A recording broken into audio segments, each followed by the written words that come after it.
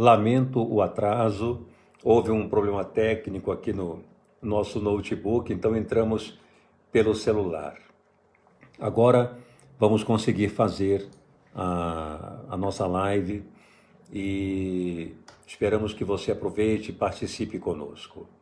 Inicialmente, como sempre, vamos fazer a nossa prece e em seguida passaremos à explanação do tema que nós escolhemos.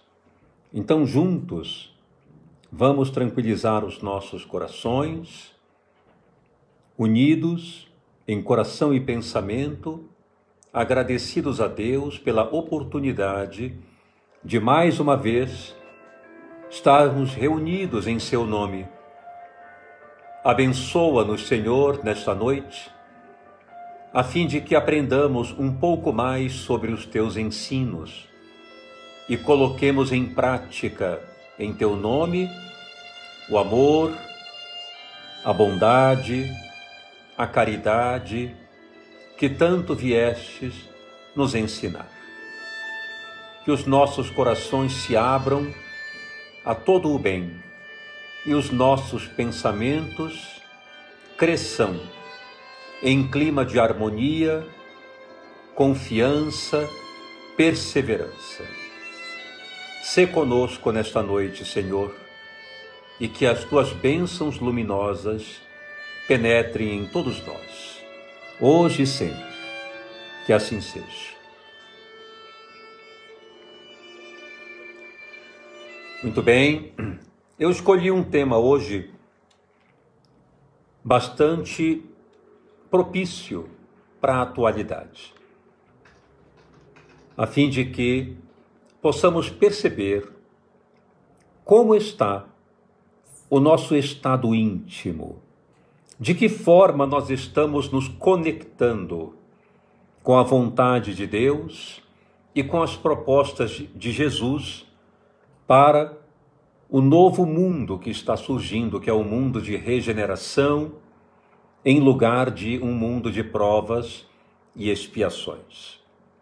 Para isso, eu escolhi um trecho de Mateus, capítulo 13, versículos a partir de 10 até 15, e diz assim: E acercando-se dele, os discípulos disseram-lhe: Por que lhes falas por parábolas? Ele respondendo disse-lhes: Porque a vós é dado conhecer os mistérios do reino dos céus, mas a eles não lhes é dado. Porque aquele que tem, se dará, e terá em abundância, mas aquele que não tem, até aquilo que tem lhe será tirado. Por isso lhes falo por parábolas, porque eles vendo, não veem, e ouvindo, não ouvem nem compreendem. E neles se cumpre a profecia de Isaías, que diz: Ouvindo, ouvireis, mas não compreendereis, e vendo, vereis, mas não percebereis.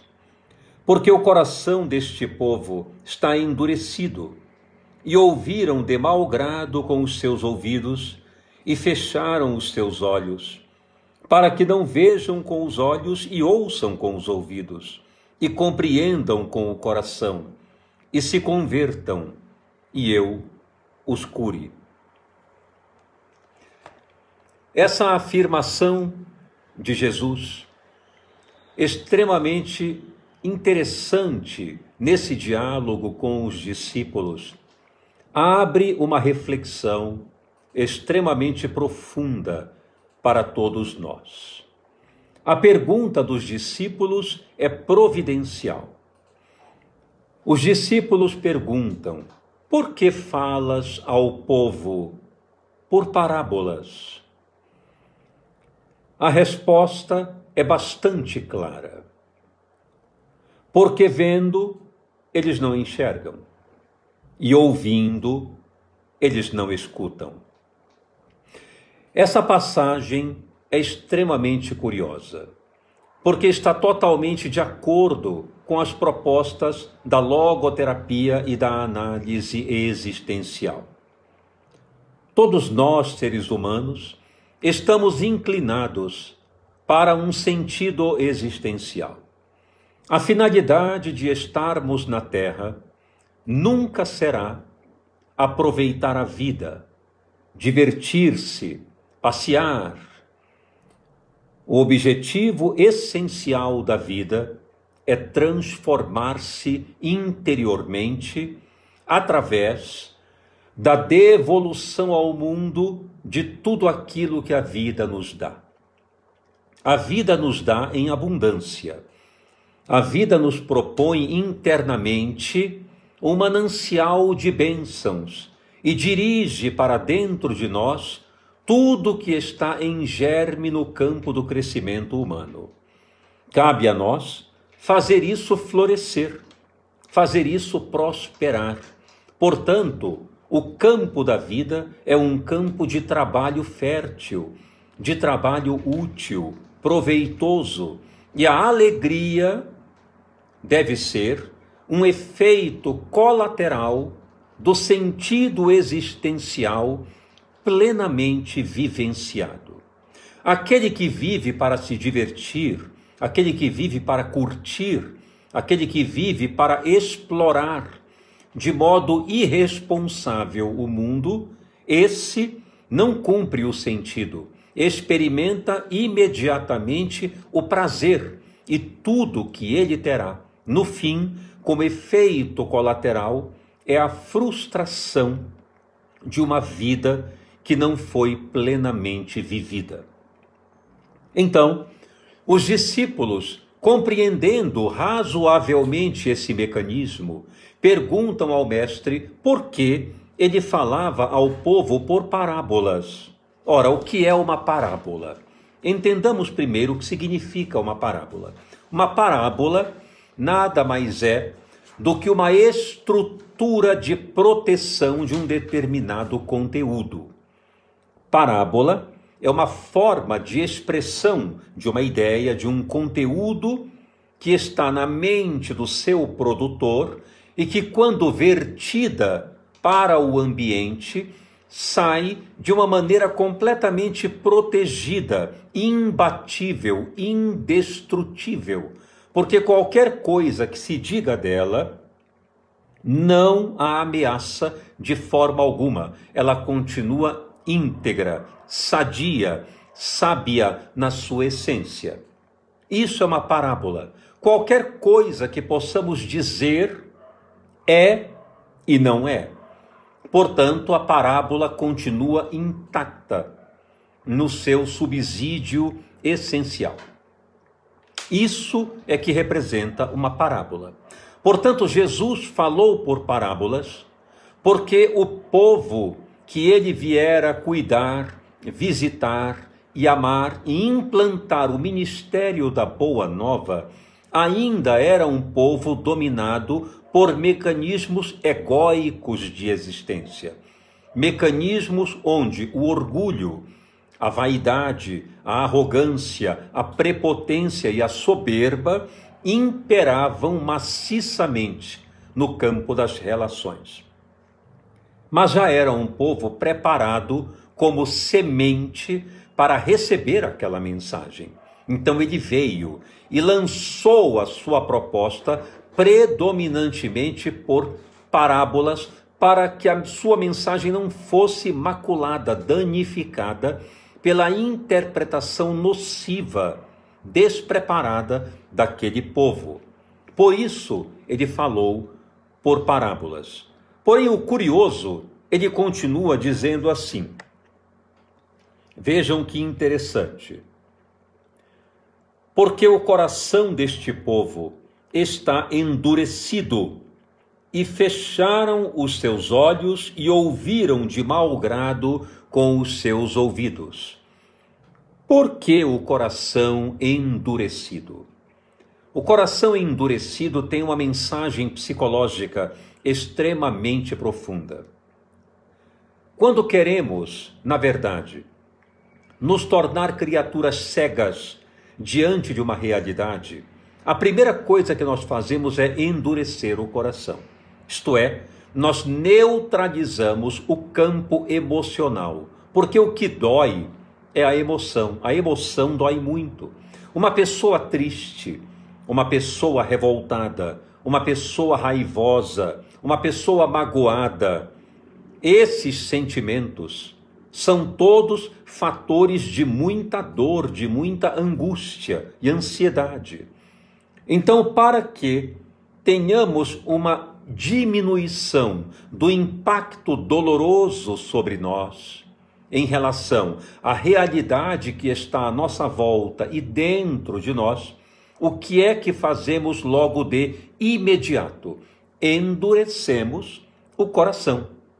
Tornamo-nos criaturas indiferentes, criaturas alheias, que se afastam totalmente das emoções, dos sentimentos, para não sofrermos a necessidade de uma profunda transformação moral.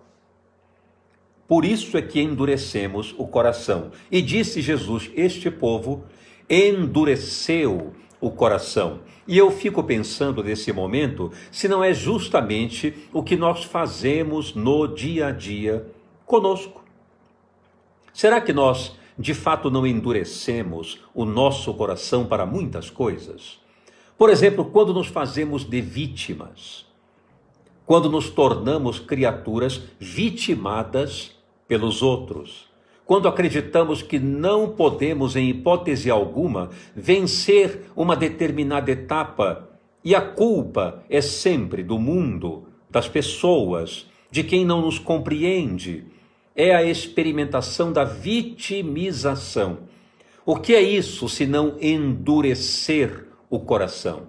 Ou quando vemos, por exemplo, alguma necessidade de mudança imperiosa no nosso comportamento, estamos fazendo coisas que no fundo não estão funcionando, estão atrapalhando o nosso caminhar. Entretanto, o que é que nós fazemos? Ficamos completamente indiferentes a tudo que representa a dor daquele comportamento. E não mudamos, mantemo-nos exatamente como estamos, indiferentes a qualquer nível de mudança. Como se chama isso? Endurecer o coração. E aí Jesus completa dizendo que este povo endureceu o coração, vendo, porém não enxergando, e ouvindo, entretanto não escutando. Vejam que interessante. A pessoa vê, mas não enxerga. E ouve, mas não escuta. O que isso significa do ponto de vista psicológico para uma instrução na nossa direção pessoal, uma instrução pessoal? Significa que nós somos criaturas, em função das nossas imperfeições, somos seres ambivalentes. Somos aquelas pessoas que, ao mesmo tempo em que amam, odeiam. Ao mesmo tempo em que querem, não fazem. Ao mesmo tempo em que desejam, mas não aplicam. Enfim, ficamos naquele muro, naquele meio termo. Quero, não quero, amo, odeio, faço, não faço. É a ambivalência. É aquela criatura humana repleta de dúvidas, incertezas, temores, sem rumo, sem saber muito bem como agir no cotidiano. É a ambivalência. Então a pessoa vê, mas ela não enxerga. Ela ouve, mas ela não escuta. No cotidiano isso se traduz assim: nós vamos vivendo, vamos nos relacionando, vamos levando uma vida comezinha, uma vida muitas vezes paroxística, ou seja, com intemperança, às vezes com rompantes de iniciativas, e logo desistimos da coisa, que perdemos o brilho das coisas, daqui a pouco nos empolgamos com alguma coisa e em seguida desistimos de novo. Nós chamamos isso de uma vida paroxística, dada em nível de saltos e quedas. Muitas pessoas vivem assim, uma vida paroxística, uma vida ambivalente. Não sabe muito bem o que quer, empolga-se e ao mesmo tempo deixa de se entusiasmar rapidamente. Nos relacionamentos, na profissão, na escolha acadêmica, é uma pessoa que vive uma vida rasa, uma vida horizontal. Ela quer e não quer, é uma vida ambivalente. Então ela vê, ela escuta, isto é, ela se relaciona, ela cria laços, mas ela não consegue enxergar claramente qual a mudança que necessita ser feita dentro de si. Ela não penetra na sua própria escuridão, isto é, aquilo que ela não conhece e que existe dentro de si, de bom e de não tão bom. A escuridão do ser humano é, por excelência, algo nem sempre ruim. Nem sempre é ruim. Existem muitas coisas em nós que nós desconhecemos e que são verdadeiros mananciais ou potenciais luminosos. Coisas de que sequer nos damos conta de que somos capazes de fazer. Ao mesmo tempo, existem também outros elementos escuros em nós que não são tão bons e que também não conhecemos, também não examinamos, desconhecemos completamente a sua existência. E aí vamos vivendo, cometendo inúmeros enganos, repetindo erros, repetindo atitudes que não funcionam. Consequentemente, nossa vida vai ficando cansativa, em nível de frustração existencial profunda, porque não enxergamos o verdadeiro sentido que a nossa vida representa. Jesus, alarmado com isso, falou por parábolas, em função do endurecimento do coração daquele povo e da sua ambivalência. E curiosamente ele conclui aqui dizendo o seguinte: e fecharam seus olhos, para que não vejam com os olhos, e ouçam com os ouvidos, e compreendam com o coração, e se convertam, a fim de que eu os cure. Vejam só, é uma atitude relativamente voluntária. Ela pode ser uma atitude inconsciente, mas é uma atitude voluntária. Porque nós, em função dos temores, do medo de viver, do medo de sofrer, do medo de perder, somos criaturas, em essência, altamente temerosas. Isso vem do reino animal, da construção no mundo animal. Aprendemos a nos defender de tudo, a remediar as coisas de alguma forma, fazendo curativos nas situações dolorosas, em vez de promover a cura efetiva da dor. Não, nós colocamos ali band-aids, curativos, sobre a superfície, sem tratar a ferida em profundidade. Isso porque endurecemos o coração, negamos a realidade, esquivamo-nos daquilo que devemos enfrentar dentro de nós. Temos muito receio de lidar com as nossas imperfeições morais. E é por isso, por esse temor, que vamos arrastando séculos e séculos, repetindo, através das reencarnações, inúmeros enganos, cometendo vários erros que poderíamos ter eliminado se tivéssemos a coragem e a audácia, no bom sentido, de olhar para dentro de nós e perceber aquela escuridão que precisa receber a luz do discernimento, a luz da compreensão, da altivez de se olhar com bondade, com compaixão, com tolerância e fazer as reflexões e as mudanças necessárias. Por isso, Jesus falou por parábolas. E isso me chama a atenção, o fato de que, será que às vezes a nossa vida não representa justamente para nós uma grande parábola? Porque a parábola representa uma incógnita. A parábola representa algo que pode ser transformado, modificado a qualquer momento. É um conteúdo que assimila e que compila várias ideias, ideias diferentes, variadas. Portanto, será que a vida para nós, às vezes, não é uma parábola, isto é, uma incógnita? Por que lhe falas por parábolas? Perguntaram os discípulos. Porque este povo vendo não enxerga e ouvindo não escuta, isto é, eles estavam totalmente desligados do grande sentido existencial, do grande valor da existência, que é amar, servir, colaborar, ajudar, ser fraterno, enfim, esses são valores potenciais do grande sentido existencial, dos quais normalmente fugimos, atendendo às nossas próprias necessidades. Aquelas necessidades mais comezinhas, banais, sobretudo no campo do sofrimento.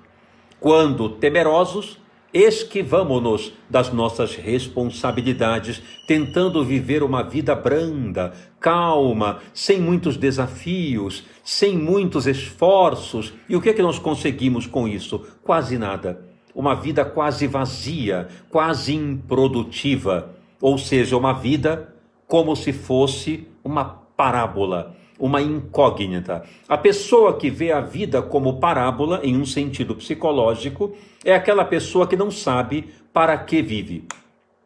Ela não sabe o que faz no mundo. Ela arruma um emprego, ela estuda, faz até uma faculdade, se for o caso, e vai vivendo como se estivesse sobrevivendo em um mundo difícil, hostil, dramático. É uma pessoa que está desconectada do valor existencial, do valor que tem a sua vida. Então, ele enxerga essa vida como se fosse uma parábola, como se fosse uma incógnita. O que eu faço aqui? Para que eu estou sendo chamado?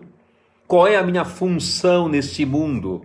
E logo nós imaginamos que a vida é injusta, cruel, inadmissível como a vida funciona, causando tantos problemas, tantas dificuldades, tantas desigualdades, e nós olhamos a vida como se fosse um grande adversário nosso. Então estamos desconectados do que ela representa, porque a vida é uma bênção. A vida é um educandário. Como diz Viktor Frankl, a vida é uma grande ocasião para preenchermos de conteúdos de valor a nossa existência.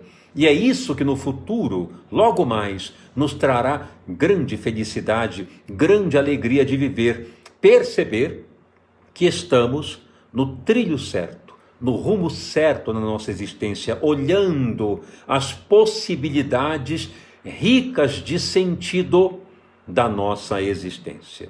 E uma parte aqui muito curiosa dessa passagem é a seguinte: Jesus diz assim: porque aquele que tem, mais se lhe dará, e terá em abundância.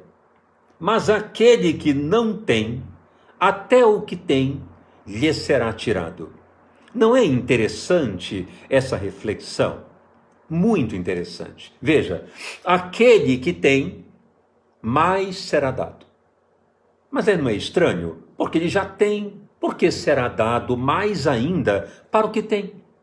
É curioso isso. Aquele que não tem, seria justamente o que deveria receber mais, porque não tem. Não, esse que não tem, até o pouco que tem será tirado dele. Não é paradoxal? Mas há um sentido psicológico.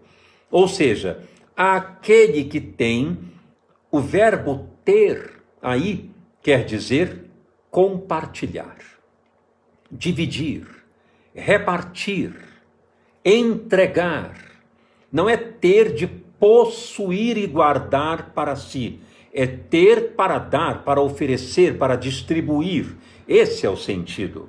Então, para aquele que, tendo, distribui, reparte, mais terá. E é uma grande verdade, porque quanto mais nós damos, quanto mais nós repartimos, mais nós temos. Quanto mais distribuímos do nosso coração, do nosso conhecimento, mais possuímos, mais a vida nos preenche e nos abarrota de volume de coisas boas. Porém, quando temos e não distribuímos, então não temos, porque nós só podemos mostrar que temos quando nós damos. Existem pessoas que dizem assim: eu não posso dar se eu não tiver. Primeiro eu preciso ter para poder dar. É uma verdade. Se eu não tenho algo para dar, eu não posso dar. Porém, quando eu tenho, eu só posso dizer que tenho quando dou. Porque se eu não dou, o que eu tenho não tem qualquer utilidade, então eu não tenho. Qualquer conhecimento que eu tenha e eu guardo para mim, eu não tenho. Porque esse conhecimento só serve para eu colocar para fora, na direção dos outros. Caso contrário, eu não tenho nada. Posso até ter, mas no fundo não possuo. É isso que Jesus quis dizer. Aquele que não tem, isto é, aquele que tem, porém não distribui, portanto não tem nada, porque se não mostra, não entrega, não tem. Esse que não tem, até o pouco que tem lhe será tirado, porque quando nós não dividimos, quando nós não repartimos aquilo de que temos conhecimento, nossos bons sentimentos, quando não repartimos, eles enferrujam, eles apodrecem. Repare como isso é verdade. Quando você tem uma determinada profissão, você tem uma profissão, você sabe, por exemplo, você sabe cozinhar muito bem. Entretanto, você não distribui esse potencial. Você de vez em quando faz um almoço para você mesmo, faz um jantarzinho ali só para você. Você não cozinha para a sua família, você não chama os seus amigos, não prepara pratos agradáveis, saborosos para quem você ama, enfim. Você não faz isso, você sabe fazer, você tem, mas você não entrega de si. Logo mais, passado algum tempo, quando você vai fazer, não saia contento. Perdeu a capacidade, perdeu a experiência, perdeu o conhecimento, a habilidade, porque ela apodrece, ela enferruja quando não damos daquilo que temos. Então, se eu não dou, mesmo que eu tenha, no fundo eu não possuo. É esse o sentido magnífico dessa mensagem. Portanto, qual é a conclusão disso tudo? Qual é a mensagem dessa passagem de Mateus, que está no capítulo 13, versículos 10 a 15? Qual é essa passagem? Qual é o sentido dessa passagem? Muito cuidado para não vivermos uma vida que tenha para nós um significado parabólico, um significado de parábola. Isto é, a vida sendo uma incógnita, a vida sendo algo que não sabemos muito bem o que fazer, como agir, por onde andar, como realizar, como prosperar, como enriquecer, não sabemos. Então a vida, nesse caso, é uma parábola, é algo fugaz, algo que se perde no meio do caminho, e saímos por aí a esmo, sem nenhum rumo, sem nenhum sentido. É quando a vida se torna uma parábola. Então esse é o primeiro dado. Segundo dado é o do endurecimento do coração. Muito cuidado também com isso. Devemos ter cuidado para não endurecermos o nosso coração. E eu me refiro agora, particularmente, ao período em que estamos vivendo, da pandemia pela Covid-19. Muito cuidado para não endurecermos o nosso coração, achando que a vida é injusta, que Deus não nos ampara, que parece que tudo é um caos, tudo está perdido e desorientado. A vida é uma grande incerteza. Muitas pessoas e até pacientes meus com que me encontro diariamente dizem para mim assim, que a vida, eles nunca imaginavam que isso fosse acontecer. Parece que a vida é tão complexa, cheia de incertezas. O que vai ser de nós? A qualquer momento perdemos o controle de tudo, perdemos o rumo. Cuidado com isso. Isso pode endurecer o coração e nos impedir de ver a realidade que está acontecendo, representando um grande momento de transformação planetária. Logo mais, não demorará muito, daremos um grande salto no campo da transformação planetária.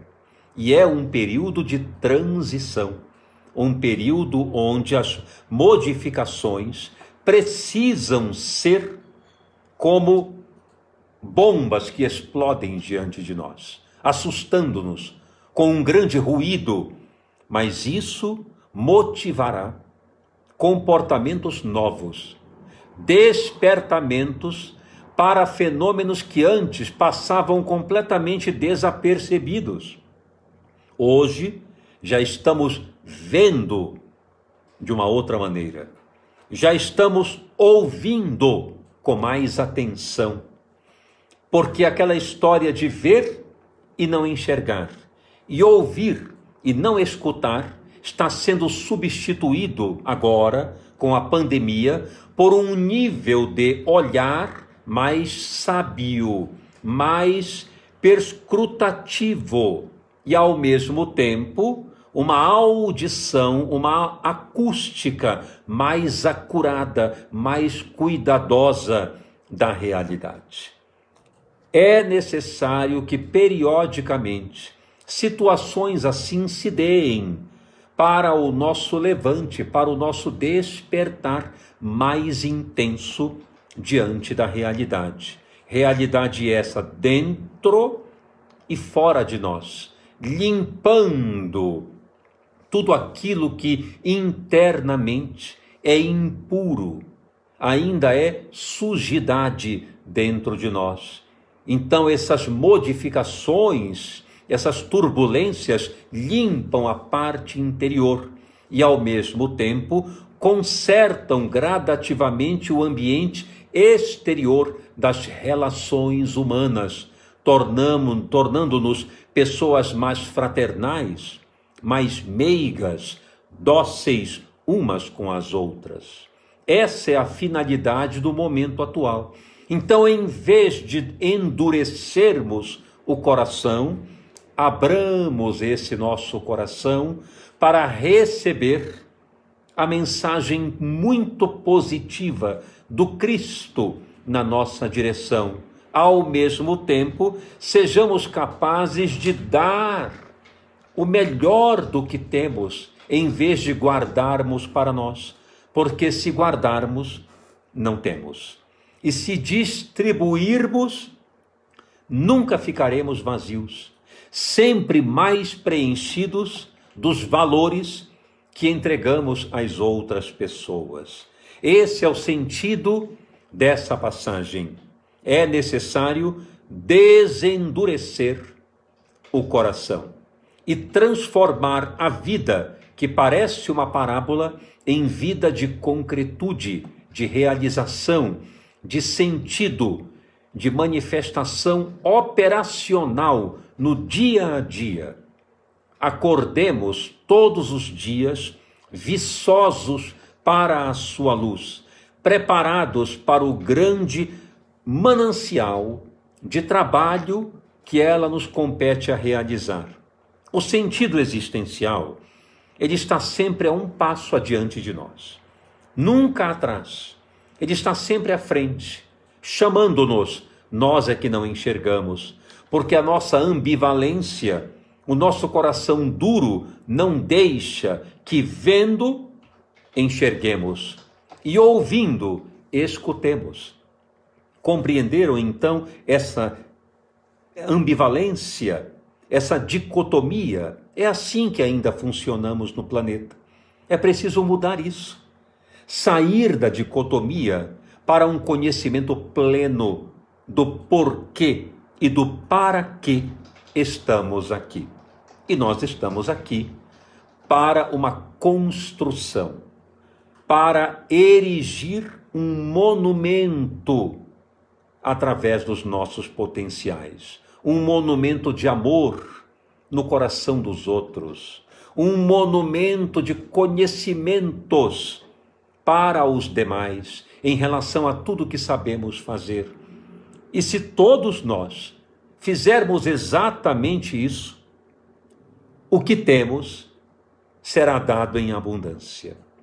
Aquilo que já possuímos e distribuímos, mais teremos como alegria, como bem-estar, como plenitude, e seremos então aquelas pessoas felizes que tanto desejamos ser e ainda não conseguimos. E não conseguimos simplesmente pelo nosso endurecimento interior. Deixemos de ser duros conosco, com o próximo, com o mundo e com a vida. E veremos as grandes mudanças que ocorrerão dentro e fora de nós. Era essa a mensagem que eu gostaria de passar e vamos fazer então as nossas vibrações finais e depois passarei aqui uma vistoria rápida nos comentários que vocês deixaram. Juntos então fechemos os nossos olhos, felizes que estamos pela oportunidade do reencontro nesta noite e com os corações completamente abertos, desendurecidos. Nós dizemos: Senhor, utiliza-nos neste momento para a prece que vamos proferir. Envolve no teu amor o nosso planeta. Tem compaixão de encarnados e desencarnados que o habitam. Ampara a mente e o coração de cada um de nós nesse imenso orbe. Abençoa todos os povos, nações e territórios. Derrama as tuas bênçãos sobre o solo em que cada criatura se posiciona e pisa, para que floresçam as sementes do amor, da lucidez e da bondade. Amorosamente nós te rogamos agora pelo nosso país, pelo nosso povo, pelos nossos governantes. Abençoa cada um daqueles que detêm o poder nas mãos, para que a fraternidade seja o móvel das suas operações. Ampara todo o povo, para que sintonize com essas ações enobrecidas e juntos todos cresçamos em espírito e verdade. Abençoa os nossos lares, os nossos familiares, encarnados e desencarnados. Ampara todos os que sofrem, onde quer que se encontrem, internados nos hospitais, nas creches e orfanatos, nas cadeias públicas, nas ruas, vilas e becos, nos asilos, casas de repouso, onde houver uma criança, um idoso, um indivíduo ou qualquer, necessitado neste momento, que o teu amor penetre em seus corações. Te rogamos por todos aqueles que trabalham pelo bem e pela paz, particularmente os profissionais que hoje se arriscam diante da Covid, auxiliando cada vez mais, expondo-se em nome do amor aos seus semelhantes. Ampara todas as criaturas.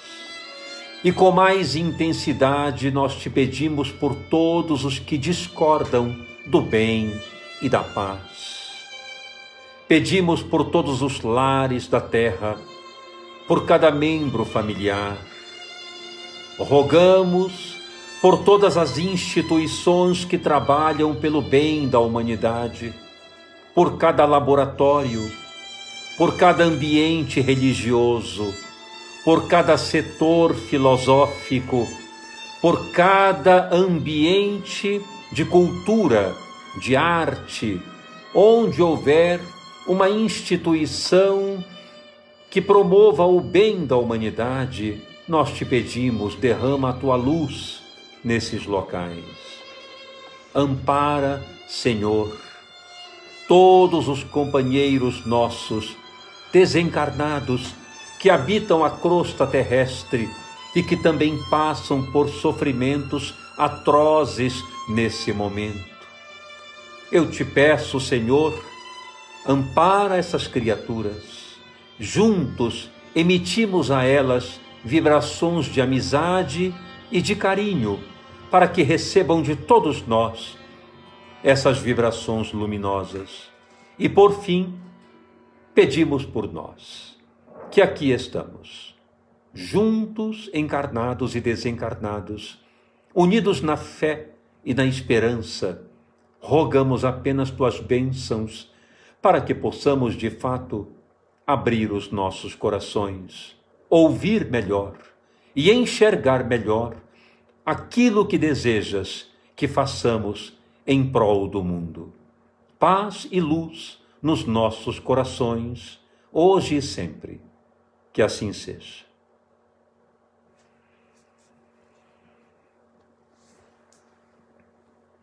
Muito bem, vamos dar uma passadinha aqui pelos comentários. Temos vários comentários aqui. Companheiros aqui e companheiras que entraram desde cedo conosco, que estão aqui, nosso grupo do Bezerra de Menezes, aqui em peso, participando conosco.